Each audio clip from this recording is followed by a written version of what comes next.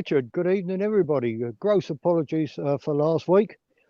We thought we had it cracked yesterday. The Wi-Fi worked absolutely fine. We come and set it up again today, absolutely dead. So I'll try to get my man to come in and have a look at it. And unfortunately, well, I say unfortunately, he's a scout leader and he's off with scouts tonight. So we got to work off just one phone or one camera really. Um, Now, what that does show, of course, is that this really is live. So you've really got to take into account that it's not going to be a really slick presentation. We haven't gone to the colony earlier in the day and vaselined up all the crown balls and all sorts of things like that. This is real beekeeping, I hope. Yes, we have had a little bit of rushing around. So if I can't remember where things are, you're going to have to bear with me. Just a little bit about the time at the moment. Richard mentioned nectar. Um, those of you who know me will know that I'm a great one for actually reading the bees and working off them rather than what I call the beekeeping by numbers approach, which is bees do this, bees do that, bees do something else. And this last couple of weeks or so, and probably in a week or two's time, so over perhaps a 4 week period, things have changed dramatically.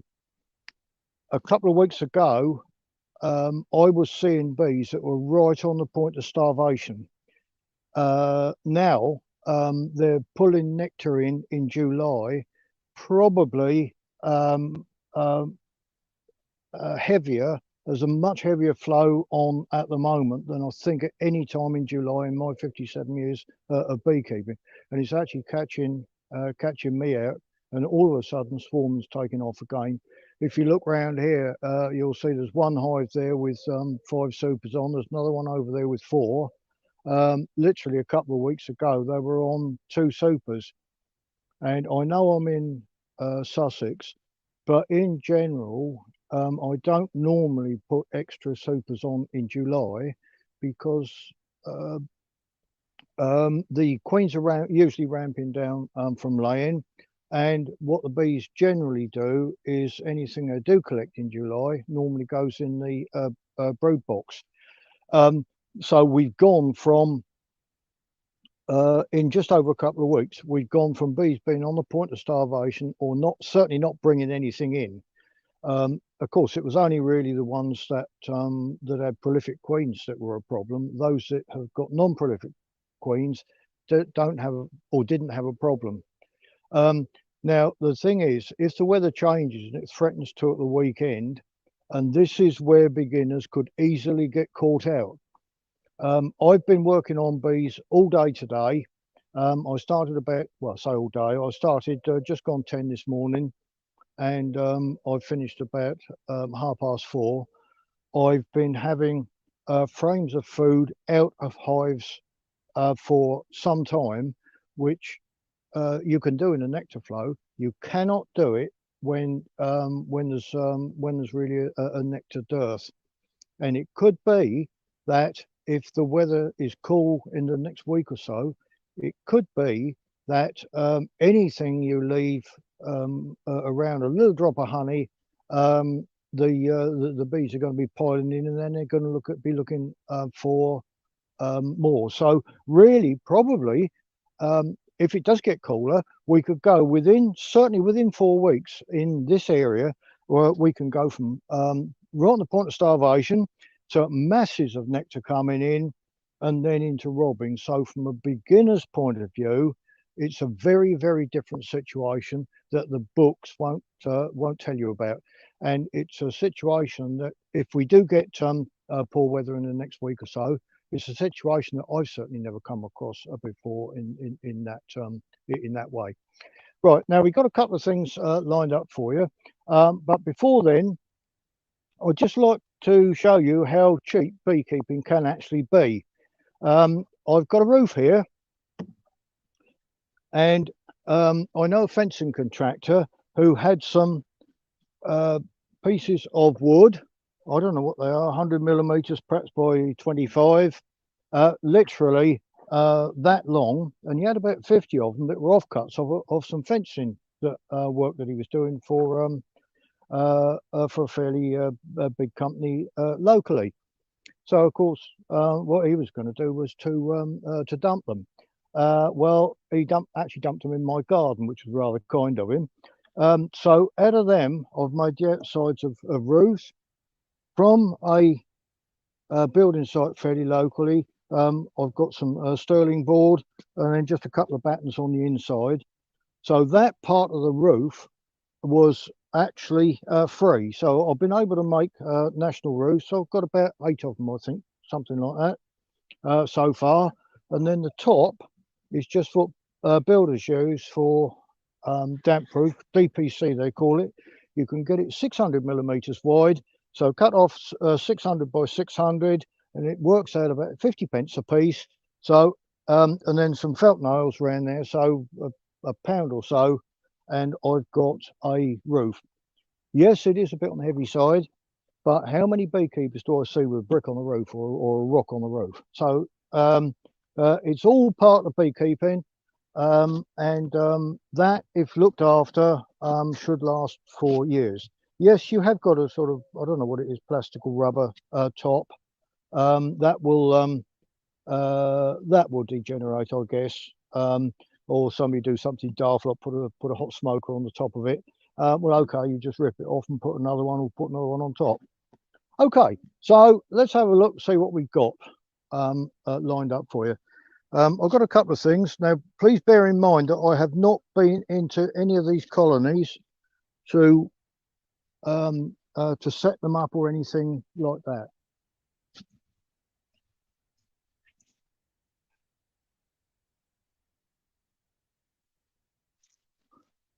Each week I find it's a bit on the difficult side. There's a bit too much inside this rail. It's not all head. Right. Okay. All right. Yeah. Okay. I can hear you. I can hear you as well. Crack on. Here we go. Crack on. Yeah. Sorry about that, folks. Don't know what's happening down there.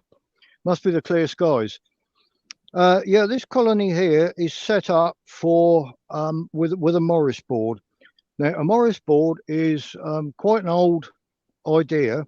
It's very little used actually, which is surprising. I find it surprising, really, because it's used for. I use it for queen rearing, and I can use it to get a reasonable number of queens. There's what the principle is simple really. You just get a bottom brood chamber of a normal colony, and then the Morris board. I'll try and show you a little bit later, but essentially it's in 2 halves with a queen excluder cut out for each half, and then there's a batten that goes right across the middle. So what you do, you separate the top into 2 halves.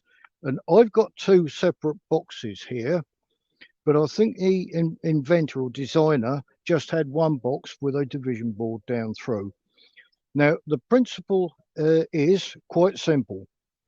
It's based on a well-used technique for raising queens, where you divorce or detach a section of the bees for a short time, get them to start raising queen cells, and you do that by a barrier that goes between the bees that are raising the cells and the queen.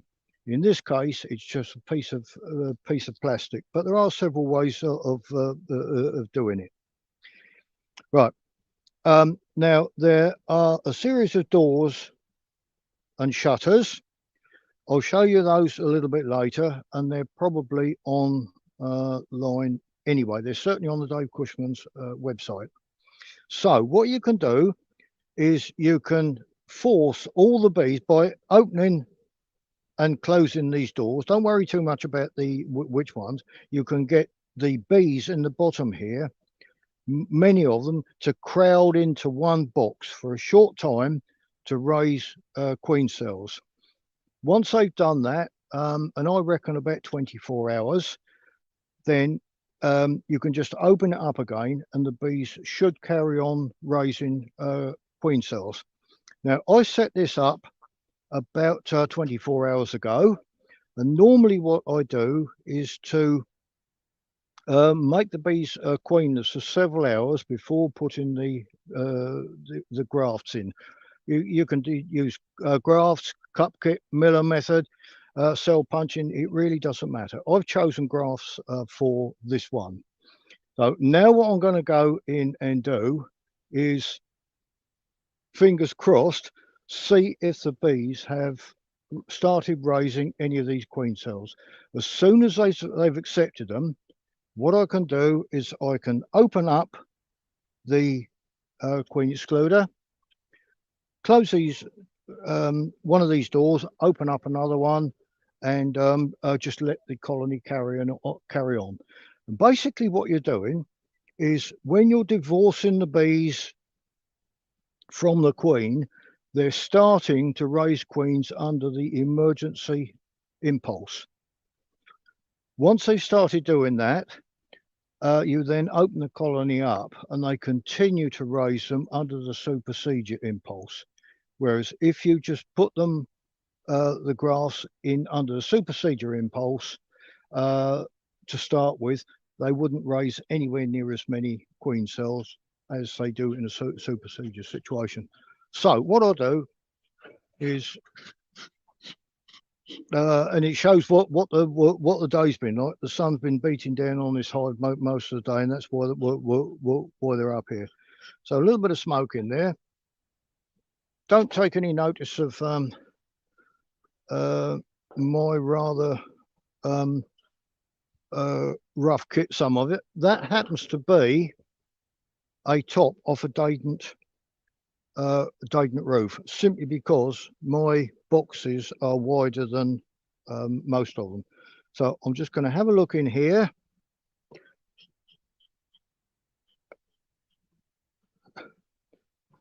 There you are, Martina.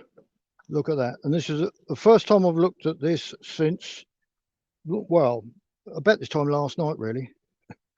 So you can see all the bees in there that are hopefully looking after the cells, which are on that one there, and that's my my method of telling me what it is. They're JC BZ plastic cell cups, and that is frame number 10. So in here, what I put was one frame of young brood to initially attract the young bees up, one frame of food, another frame of food, and because we've got a nectar flow on, and bees love to produce wax during a nectar flow, they generally build between the queen cells. So what I've done is I put a frame of foundation there, which hopefully, fingers crossed, should stop this. Now you can hear the roar of the queenless colony. So what I'm going to do now, I hope everybody's fingers crossed. Are yours crossed, Richard? When I'm working with you, my fingers are never uncrossed, Roger. Everybody else is the same. Why is it just me they pick on? Right. I'll tell you, folks, I've been working with bees all day long, and apart from about 10 minutes having a sandwich at lunchtime, I've literally been in beehives all day long. I have not been stung once. Not even now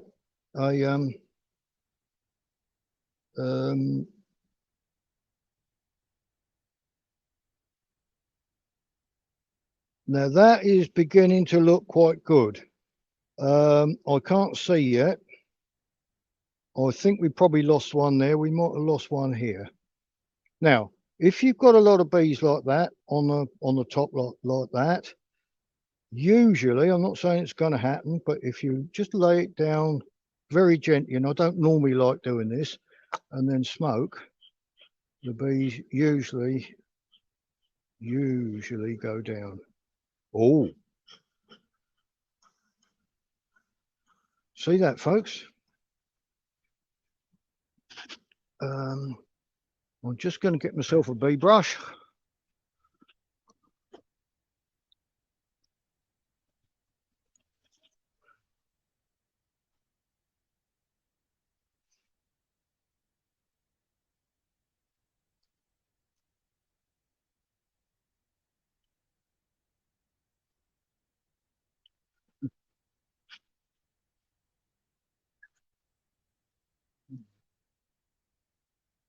Okay.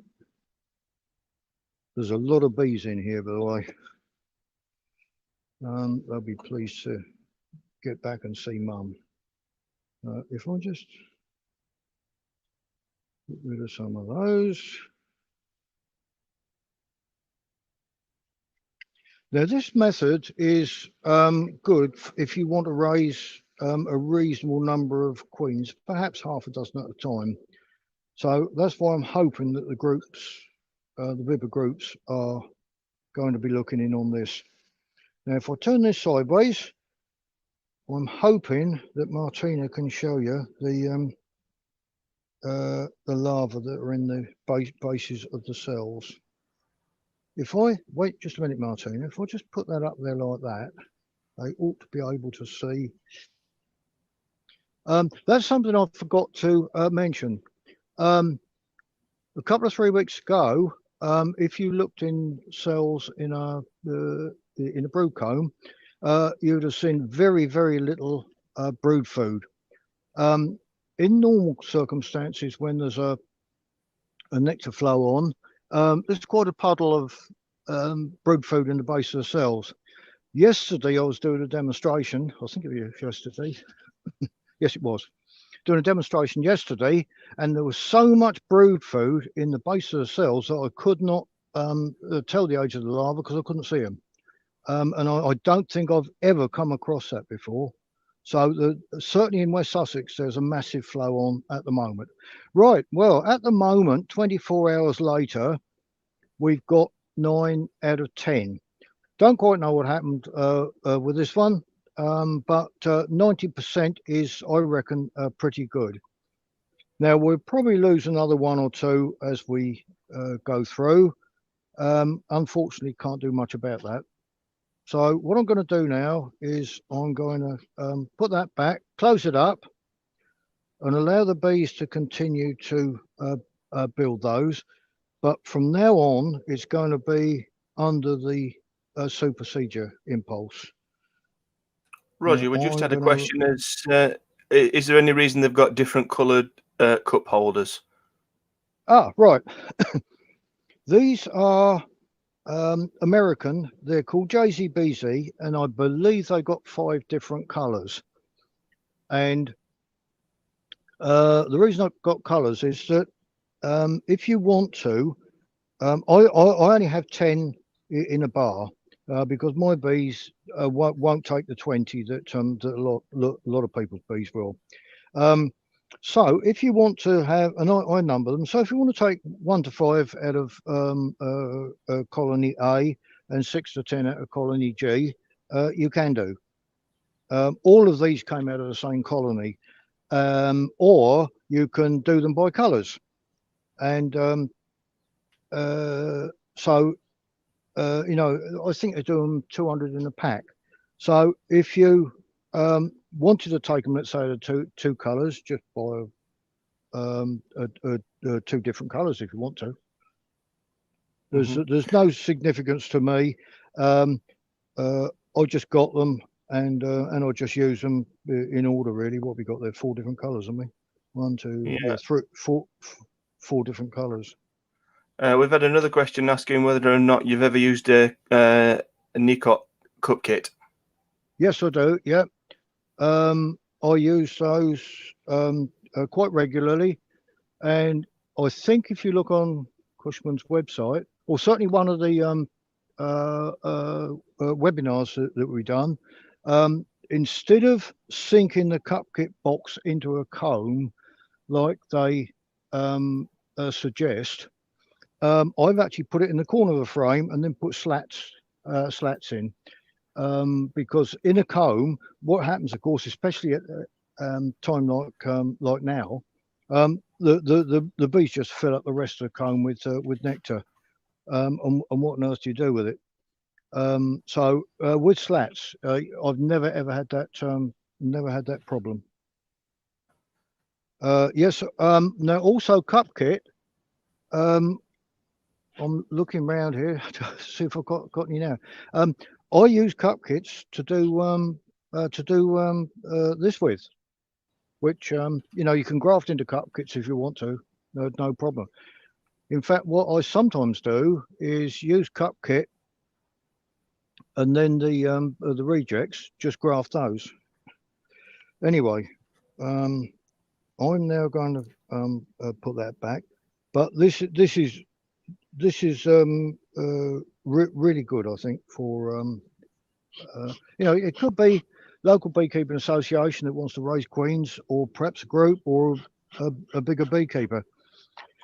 I think it's better than the cloak board. So it's obviously the same idea. I think it's better than the cloak board. Now, you get this side here.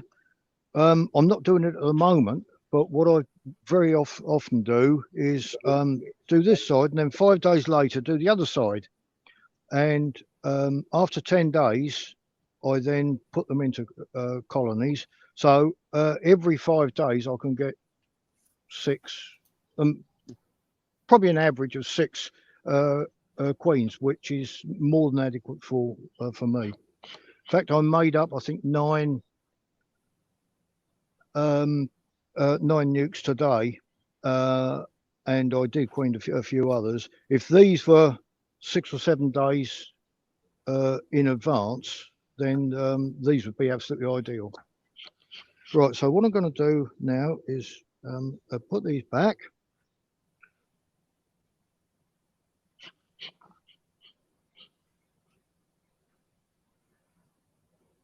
Oh, did I tell you the difference between a division board and a dummy frame, Richard?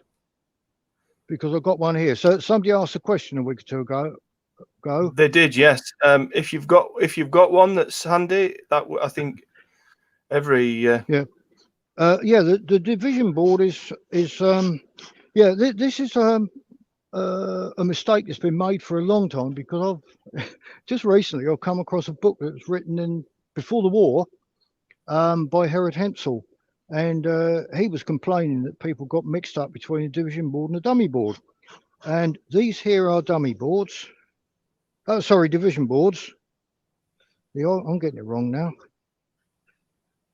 That, or something of that nature. A thin one is a division board, and the intention was to actually divide a colony up with it. These are actually wrongly designed, because they are the same width as a frame, but the original ones are the same width as the inside of a box. So that one there is a division board.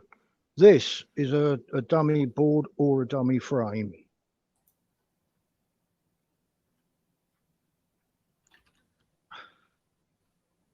And that's actually what it is. I've made it out of a frame. I just tacked a little bit of plywood on the side, and the idea is that it is literally a dummy frame. So before setting this colony up, I could have put this dummy frame in that slot there before putting the frame of larva in. So that's really why that's used. Anyway, I'm sorry this is taking a bit longer than expected. So what I'll do now, and it's going to take a little bit longer too, because I've got a lot of bees here. So yeah, I'm going to put this back on the top now.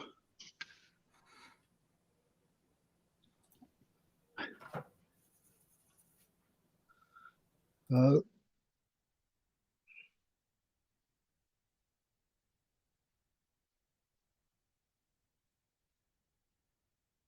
okay. Now I'm about to get stung, I think.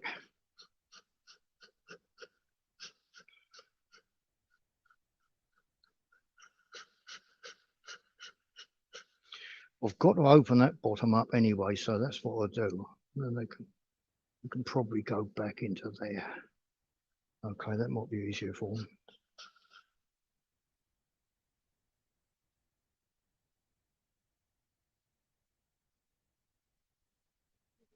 This is very rare. I can't even remember this ever happened before. But I really want to take this off because I've got to get the piece of plastic out.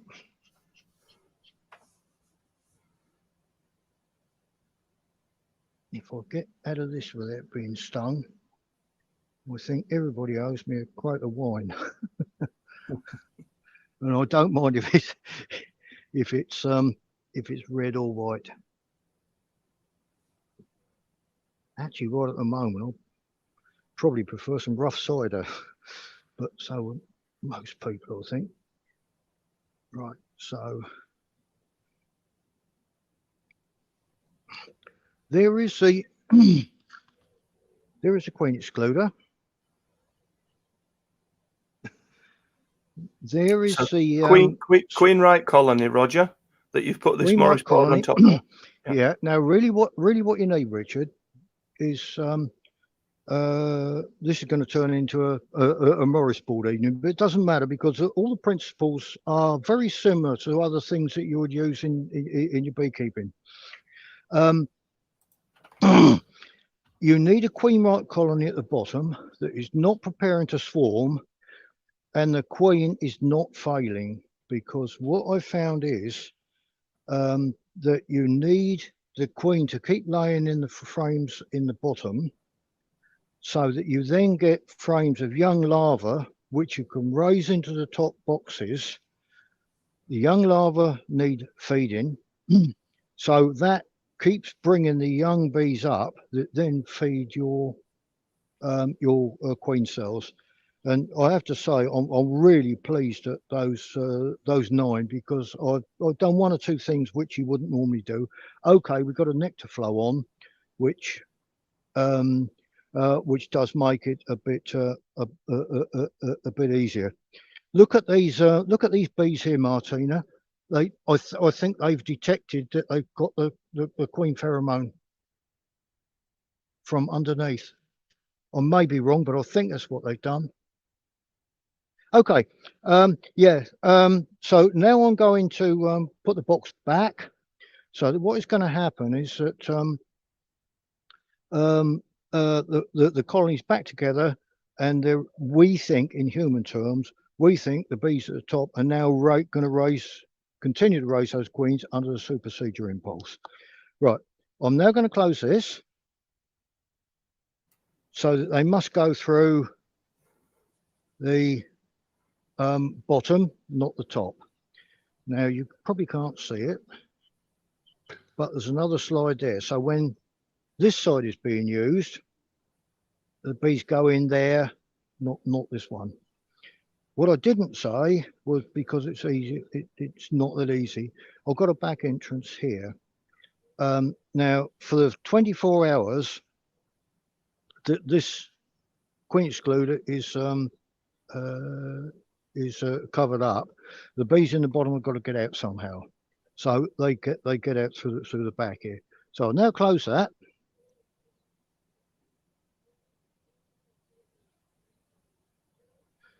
So they fly out the back, Roger, and then come back. They fly out the back to forage, come back to where they've been coming back to before, which is in the bottom of the Morris board. Can't get in because it's blocked up. So go in the nearest the nearest entrance. Yeah. I think I'd like to make a point that you've heard exactly the same as I have, that single brood chamber colonies aren't strong enough. Look at this. Look at this. I won't say any more.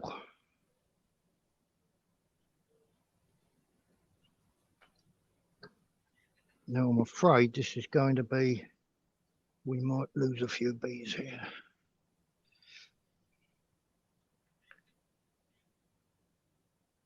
I'll try and be as gentle as I possibly can. And I'd better leave just a little bit of a gap between the boxes so you can get out.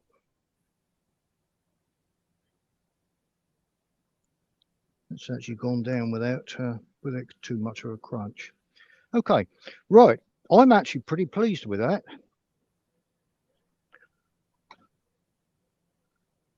Now what I'll do is put these back. Is that just Corex, Roger? No, no, it's can you show that? It's solid plastic. I don't know where I got it from. Oh, it looks like fascia and soffit plastic. It might be, but I don't know the difference between fascia and soffits, but well, yeah, neither do I. But I'm only an engineer. But if I see anything, I think that's going to be useful. Very often it didn't, but occasionally it is. And my shed is a little bit full of stuff like that. Right. So that's it. It's a bit sort of basic, but it doesn't half work. And I've had 10 out of 10 on many occasions. For 6 or 7 is about the average. Sometimes it's only down to 2. I have to say, if it's down to 2, I treat it with a little bit of suspicion because it tends to suggest there's something going wrong. But what I do find is that bees seem to be trainable, and certainly the first time of the year, I find they don't do very many, and then they seem to get better at it. Anyway, I've got another colony that I could open up if you want me to. Yeah, we've got about 20 minutes before we've done our hour, so yeah. Right. Okay. Martine has come up with a brilliant idea. Are there any questions? At the moment, there isn't. Which Is I'm there quite anybody surprised. there? I'm told that there are 100 people watching, but yeah, I thought for the Morris board there might be a few more questions, but you obviously explained it very well. Well, it could be, of course. There's too many queen cells for a lot of people, but the main principles are no more than just standard beekeeping. There's nothing difficult about it. A lot of people like the cloak board, and I think because that is the one that's pushed more. But I've used that Morris board 20 years, I suppose, 15, 20 years. I've got a couple of them, and they do the job well. Let me give you a little bit more, if you like. You can only use one side if you want to, and as most people who've heard me will know, I like to have brood frames drawn out above a queen excluder in the supers, as a super. And what you can do, if you want to, is just use the other side specifically for that. Now, when they built in there, you can take them out, put them in another colony, and then put some more foundation in, and that works really well. So you just raise half a dozen queens every 10 days or so, and you raise your brood combs in the other side. that does work really well. Couple of questions. Is Pat would like to know: is it the Morris board that forces the bees into the top boxes? It's the slides on the top boxes. You get. It wasn't very easy to see this, but imagine a standard crown board, which some people do make them out of.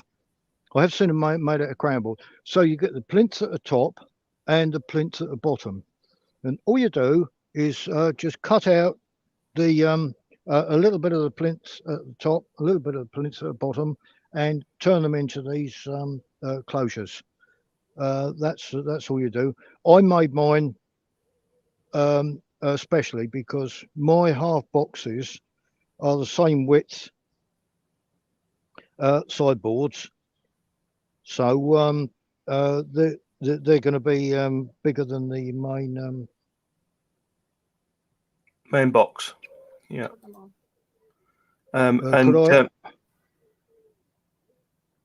Andy wants to know: can you put a super over the top of the two half boxes?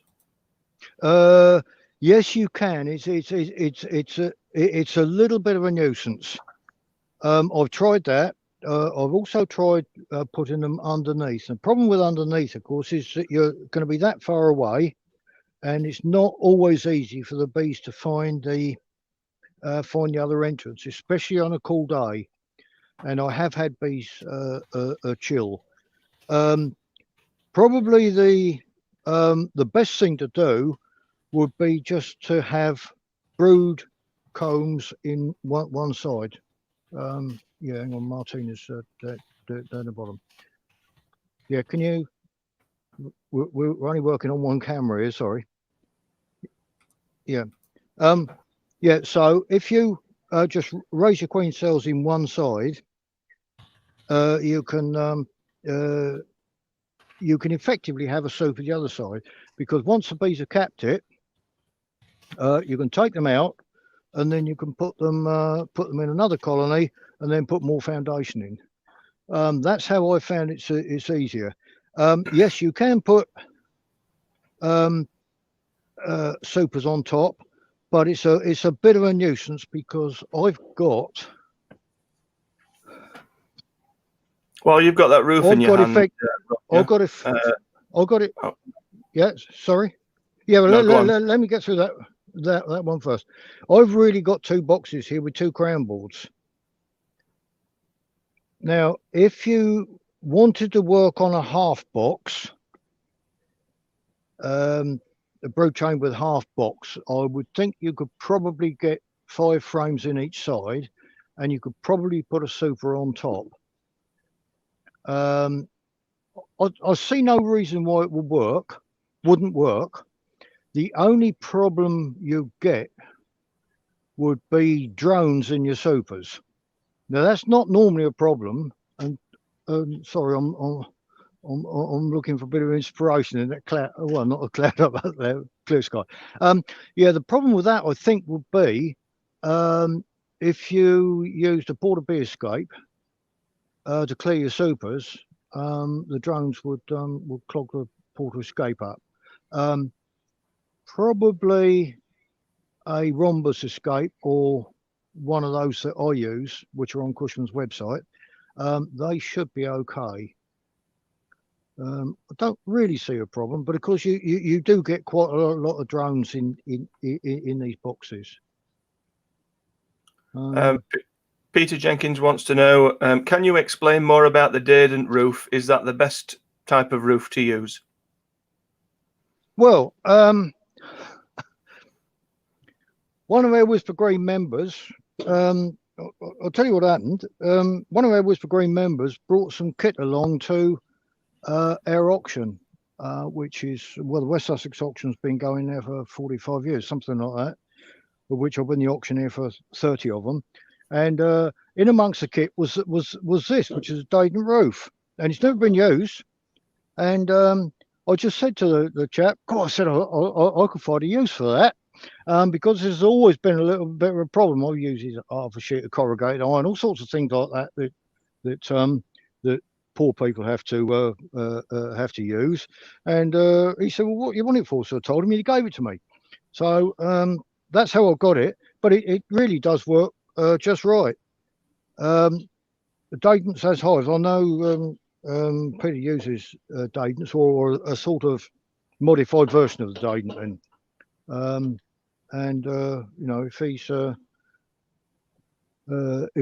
got any spare, I could use another one.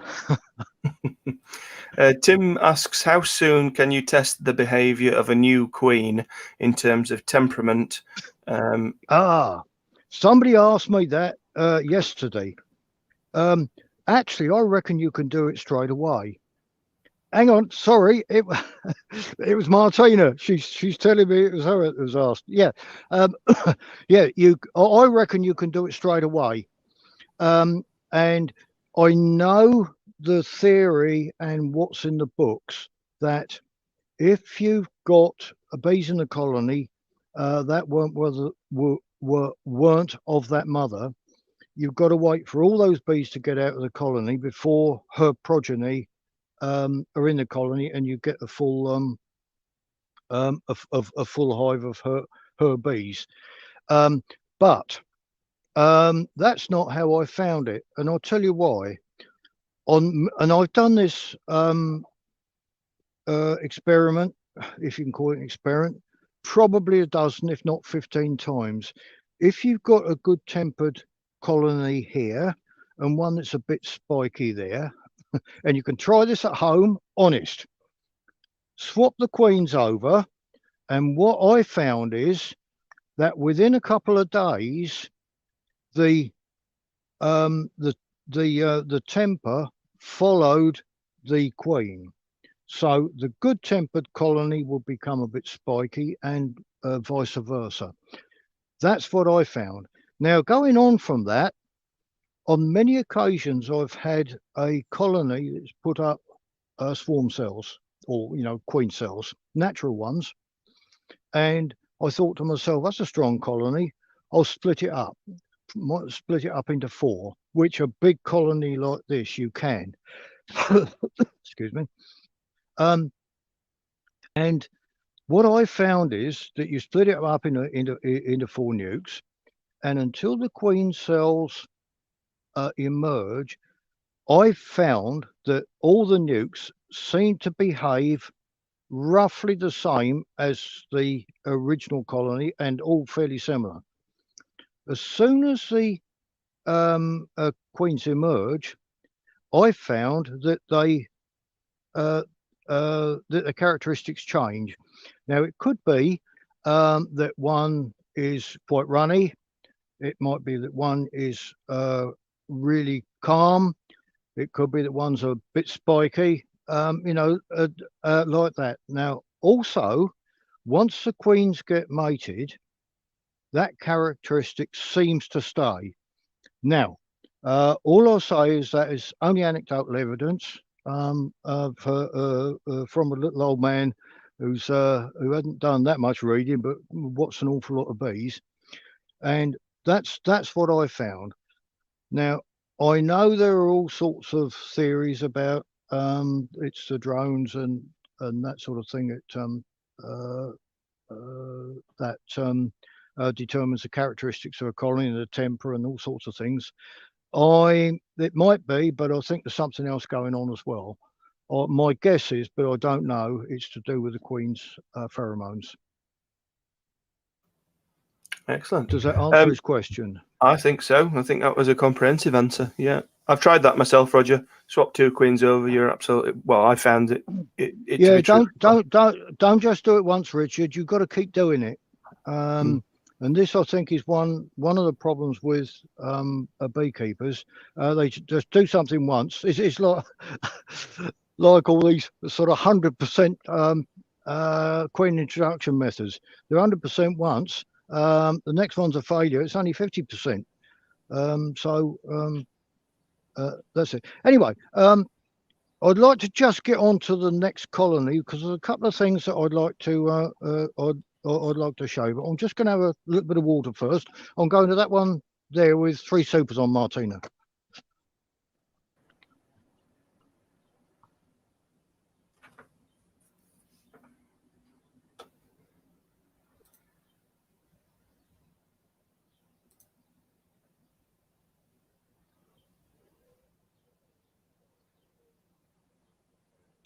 Now I've told you that I haven't looked into this colony, I think, for a couple of weeks.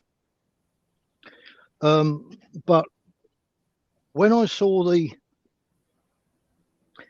weather forecast, it had two supers on, and I thought I'm going to get some good combs built here. Now, if you want bees to work on combs that aren't particularly good or its foundation, bees only produce wax if they've got an income with which to produce a wax. So they don't build comb in a nectar dearth.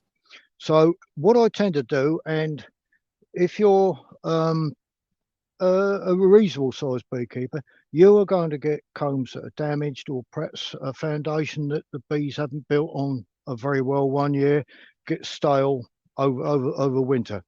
What I tend to do is put all those together in a super and put them underneath existing ones that have been worked on well, and hopefully, fingers crossed, the bees usually make quite a good job of it.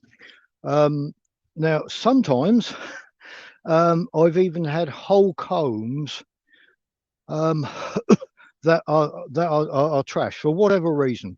If you can straighten the wires out, put a comb like that between two full combs, what you generally find is the bees build a nice straight comb down through, almost as if it's foundation. So we'll just have a look in there. We might have a look in the box if there's a bit of time, but I certainly want to get to that level there. Now, can you get a bit closer, please, Martina? Because there's something else I want to show people. These two boxes here are probably well in excess of 50 years old. They might be 60 years old. They are the old style national, and in fact, so is that box. This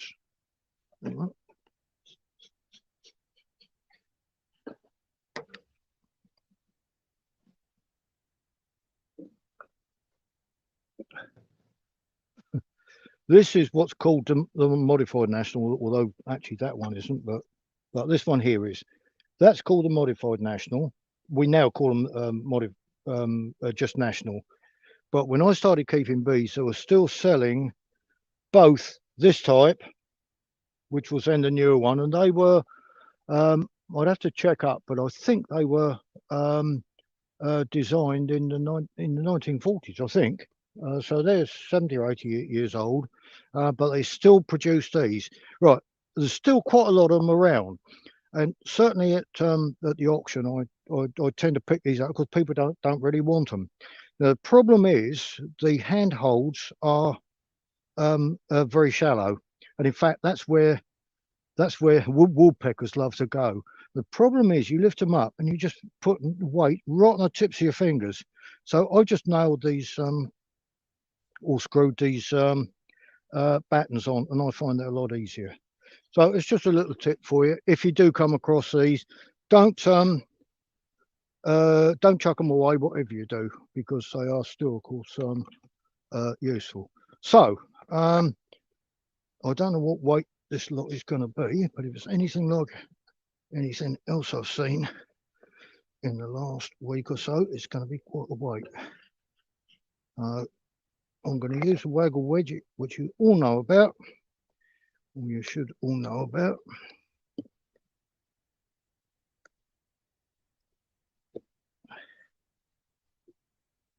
All right, bit of smoke in there.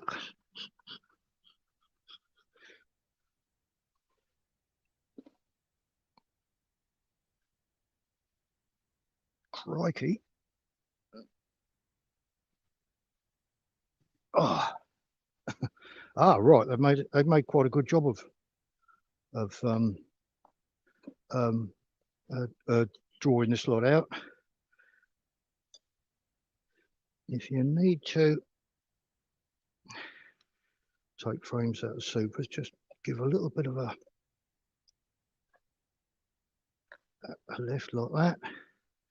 Okay, so I'll now show you. You obviously didn't see what went into here, but there was these were all poor combs. I won't take them all out.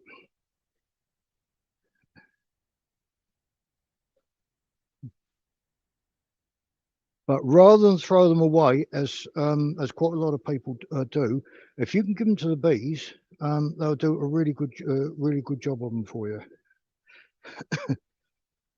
Yeah.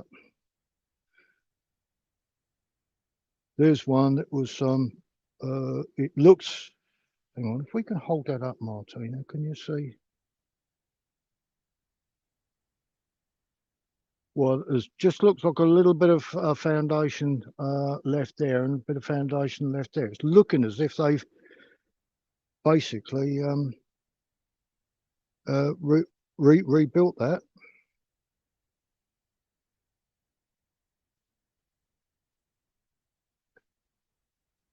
There's another one. It's looking as that's all drone there. It looks as if there's a hole there. If you do put these supers together like this, make sure you don't put hole opposite hole, because the bees will then push build straight through. So if, let's say, one comb's got a hole there and another one well in the same place, just turn them round. So that's that. That's that.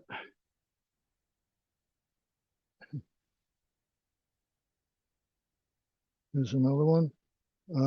It's looking as if that was worker there and worker there, perhaps, and there might have been a hole here, and they built it as drone.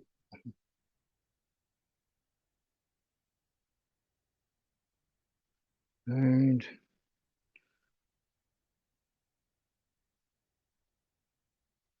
that looks as if it was a frame that was put in there because there was a hole in one either side. That looks like quite an old frame. Looks as if a mouse has got in there. And okay, I'll just take one more out, and then that is it. Yeah. It looks as if that was just wire, and it's looking as if they just rebuilt that comb solidly. If that's the case, then knowing how I work, I suspect the next one would have been an old comb. Yeah, looks like it. Looks like it. Look.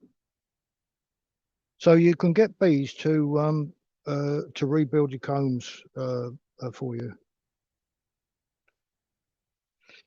Now I noticed that I've got an unframed queen excluder on here. So what I will do is I'll just lift this up. Have we got time, Richard? Are you there, Richard? I am, yes, yeah. Yeah. We've got a couple of minutes left, yeah. Yeah. I'll just lift that up and show you the unframed queen excluder. Now I came across these in Canada. Commercial beekeeper was using them, and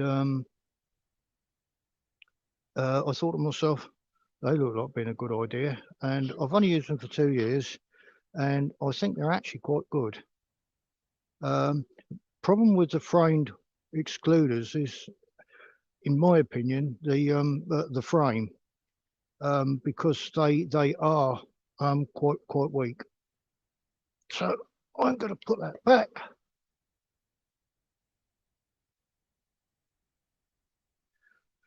Put my waggle wedge in.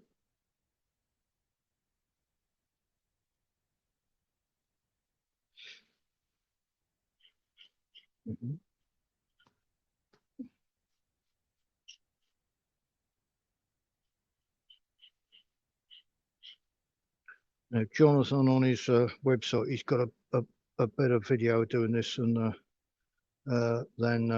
me doing it. But the idea, of course, is the bees feel this coming down on the backs of their necks and just get out of the way.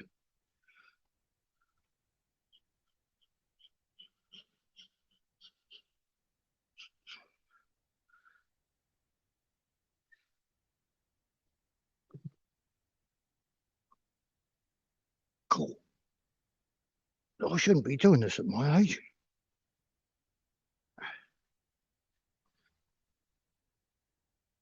Now, Peter Jenkins is different because he's used to lifting his wallet up.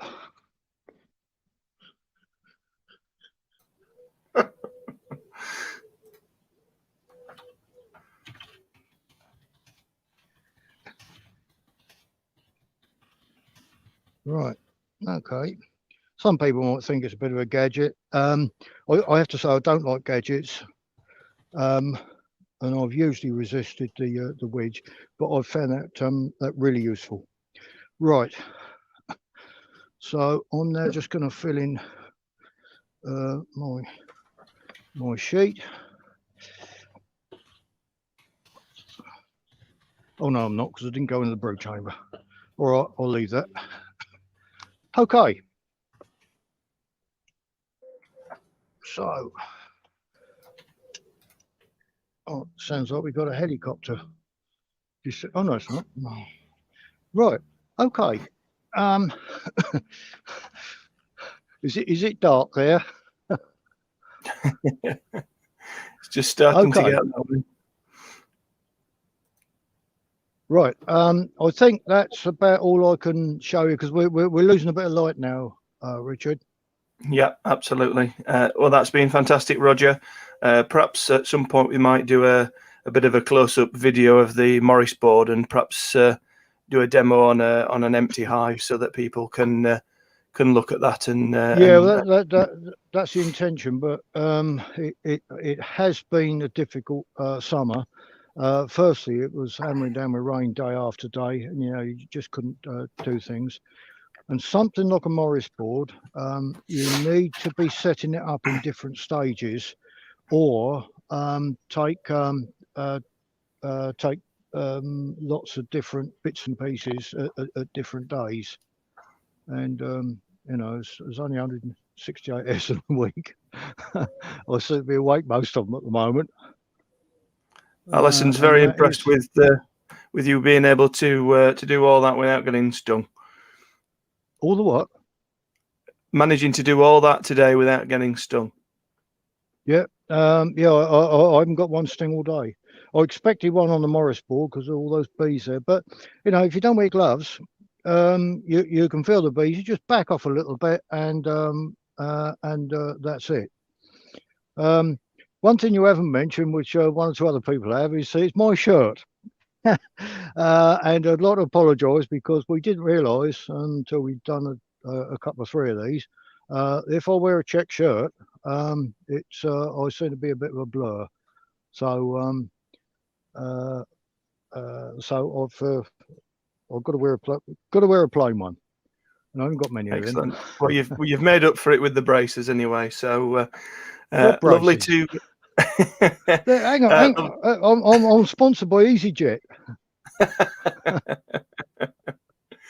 I'm glad your quality of beekeeping is better. Thank you very much, Roger. It's been a pleasure as usual. Thank you to Martina, who probably can't hear me, but her husband's been watching and he's been thoroughly impressed with the camera work. It's always a pleasure to see you work, Roger, and thank you very much. We haven't got another one planned just yet, but we'll let if you are a member of BIBA, please join that WhatsApp group, because we can send you updates straight away as to when these are happening. But it's a pleasure. Thank you very much, Roger. Okay. Good night, Richard, and good night, everybody, and thanks very much for watching.